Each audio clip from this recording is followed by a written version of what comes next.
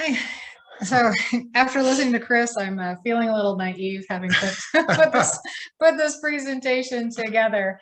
Um, so our target clientele here, we've only been here 2.5 years, and we are brand new to the hospitality industry.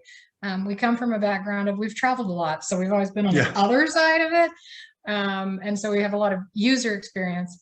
But we're completely new to this industry. We thought our audience was going to be trail users. That's our target clientele.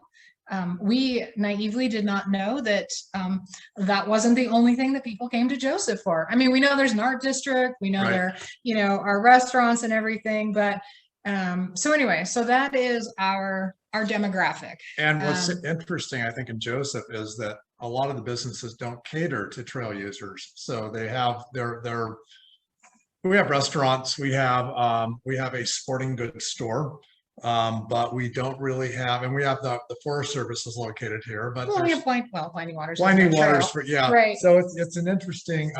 Anyway, the town of Joseph itself really isn't focused on that as far as the type of tourist dollars they're trying to get. I don't think so. But there are people. Yeah. So to reach this clientele, we have done some things pretty intentionally that we've done. And then we also have avoided doing some things somewhat intentionally. And of course, that comes with, that comes at a bit of a cost, because we're picking and choosing exactly, who are we reaching out to. So starting with our name and our logo, we ask our graphics person to design something that was going to appeal to the people that, it was obviously an outdoor place to come to. And we actually rebranded when we reopened, because before it was called Chandler's Bed and Breakfast. And we do serve a full breakfast, and technically we're a bed and breakfast, but that we found that in the US, bed and breakfast has a specific connotation that it doesn't necessarily have in other countries sometimes. And so we just kind of downplay the bed and breakfast, call ourselves an inn. And yes, we do serve a full breakfast. We've been next slide, please. So we've been very intentional about trying to make it clear that everyone is welcome here. I think that trail users span our demographics, and we want to make sure that everyone is welcome. Obviously, there's been an interesting kind of political divide in the last year with trail users, and so that's been something we've kind of navigated. But our advertising, our social media feed, it is all focused on being outdoors, having a good time, adventuring, and eating. So Chris talked about, thank you. Chris talked about the enthusiasts and the families. One of the things that we do in Joseph that is different from what others in the county do is that we welcome families. We found that not only, obviously you have the enthusiasts that are, an entire adult group that is only an adult group, but then you also have the families that have teens or that have young children that left us these super cute thank you notes, and they're going to go out and they're going to explore for the day and have a good time. And sometimes we see the parents in just an adult group, and they'll then bring their families back for a different type of trip. So we're really trying to meet both the enthusiasts with one kind of information and service, and then also the families, trying to meet them really where they are. And we found that happy kids make happy parents. So we do little things like we modify for dietary restrictions all the time. We keep kid-friendly food on hand. So we have Cheerios.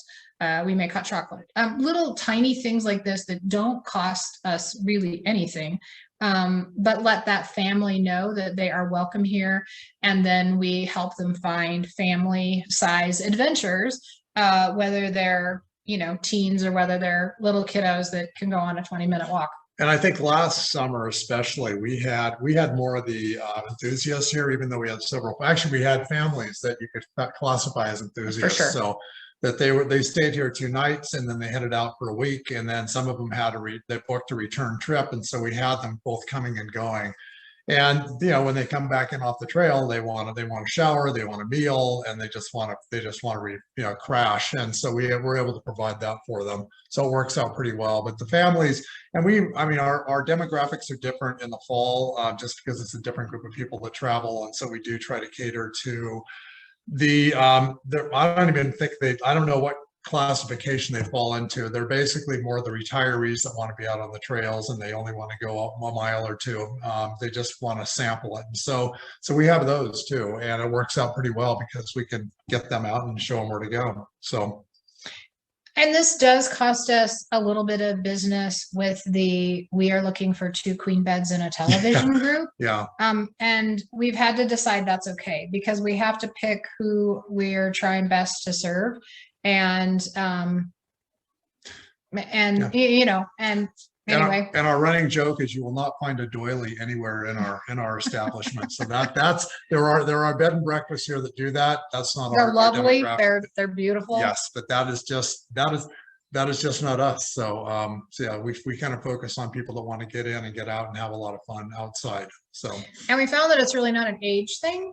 It's an attitude thing. Mm-hmm. A few weekends ago, we had a couple that was not quite 20, and we had a couple in their early 80s, and they were both just adventurous outdoor people that were here to have a good time. And so that's who we intentionally try to reach through our website design. We explained to our designers that that's what we were, they helped them understand our image of what we're trying to project. So next slide, please. And while we joke, we don't promote the bed and breakfast. We do a lot of food here, and we fuel them. And if you're headed outdoors, you don't necessarily have time to go to a restaurant, and we're limited for restaurants here. So we serve from 7 to 9 with an option that if they need something earlier, we're happy to serve. Hot breakfast anytime after 5. Before 5, it's a to-go in the fridge waiting for them. But everyone from elk hunters to backcountry skiers, or just somebody that's heading out on a really arduous day, they might not want to wait until 7 o'clock. And so we definitely accommodate them. Also, we found a lot of the trail users, there are a lot of dietary restrictions, whether they're keto, they're gluten-free, they're vegan. We work to make sure that they know that we can meet their dietary restrictions. And did you know you can actually make a vegan French toast? I finally figured it out. And so also we have like a slightly adventurous breakfast menu. Again, we found that the trail users are not maybe all traditional breakfast food eaters, and we've gotten really positive feedback from doing things a little differently, and we have a lot of fun with it, and I think so do they. We ended up having 3 musher groups. We have the EcoCap Extreme dog sled races here every January, and so we had 3 musher groups staying with us, and we actually fed them one of our bowls, and we also volunteered for the races. And so we were out, and I was talking to one of the women that ate it. 3 hours later, she was still full from one of our bowls. So we knew you'd hit the mark on that one. So I did, and she was running the 100-mile race, or going after the 100-mile race. So, but this is kind of what our guests want. A lot of them are pretty health conscious. And so they don't want, Sunday is our decadent day with maple pecan French toast, and we've had that since day one that we opened. But everything else, a lot of our guests are pretty health conscious, so we definitely try to meet them where, meet their dietary needs however we can on this. And I saw the question come through, and if that was for us about the motorsports. There are a lot of motorcyclists come through here, and I know that's not a trail user per se. Or at all, but we were thrilled. So our first 2 motorcyclists that came through, they were a little leery, and then over time we actually had some motorcyclists come through, and we said, "How did you find out about us?" And they're like, "You were on a motorcycle board." Yes, because as a business, while we really want to reach the trail users, we can't be exclusive to that. Right.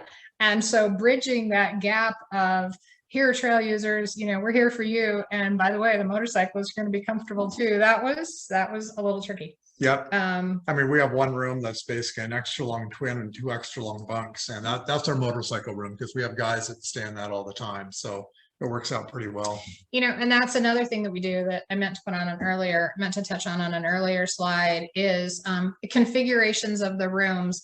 You know, somebody suggested that we kind of have a couple of hostel style rooms, and we didn't go that far. But we don't have the 2 traditional twin bed or queen beds with a television at the end. We do have, you know, 3 twins in a room, and we have a king with 2 twins in a loft, and a queen with 2 twins, and a queen with a fold-out couch, right? Fold-out queen, yeah. So we can pretty much configure what people need. We had actually our first we're running out of time. Oh, we are. Okay. We had 30 people, a wrestling team staying here our first winter we were here. So we can get people in here. So real quickly, I see we're running out of time. Our next slide, please. So we do try to meet them where they are. You know, the enthusiasts that come here that have been hiking the Eagle Cap for years, they know more than we do. So we just try to keep them fed and keep them warm and direct them to their shower and the cooler full of cold drinks when they walk in the door. But everybody else that comes here, they want information. And so we spend a lot of time chatting with our guests, trying to hear what are they looking for, how much elevation change do they want, how far do they want to go, and helping direct them towards some ideas. We share our maps with them physically to take on the trail. We offer printouts, etc. So that's been important. Sorry. Next slide. Next slide. Yep. So another example, what we do. So we cater to a lot of cyclists. Eric's involved in the new Wallowa Mountains Bicycle Club. We also started mountain bike rental, and it's kind of slowly getting off the ground. Yeah, very slowly. And I think we need to also think of it more in terms of gravel biking as opposed to mountain biking. And we actually do shuttles, like Chris was talking about, we do trail shuttle and airport shuttles, but then we also shuttle the bikes because we know that not everybody wants to ride from the inn to the trails. Right. Next slide, please. We try to be an inn where, actually have new flooring and it's all tile. But anyway, it's still hard surface. So hikers and cyclists come in dirty. And we want them to know that it is fine. When we had to redo all the flooring when we opened the inn, there's carpet in the bedrooms, and that's it. If you're at any of the public space, it's hard flooring that's easily mopped up. No worries. We let them know when they tromp in snow or mud. No big deal. We'll wipe it up. By the door, we have plenty of racks and you know, boots. And we also have a shed to lock up bikes. We are investing in bike repair equipment. So we are able to accommodate quite a few. I mean, we can store things here pretty easily. But actually seeing that nice bike repair area, that was nice. That was nice. We're going, okay, we could probably make ours look a little bit better. Yeah. But, so yeah, it's and we also allow cyclists to take their bikes in their rooms. I'm a road cyclist, and that's where my bike would live, in a hotel is in my room. It has. So, the pony's been many places. Yeah. So so you can go to the next slide, please. The last 2 things, we've co-sponsored a local event. There are very few events in this part of Wallowa County geared towards outdoor trail users. There is a half marathon Memorial Day, and we've sponsored that. We also put together a team for the Cable Bridge run. The last time it was ran before COVID, a Kokanee team to go do the Cable Bridge run. We do, you know, not really marketing per se, but kind of.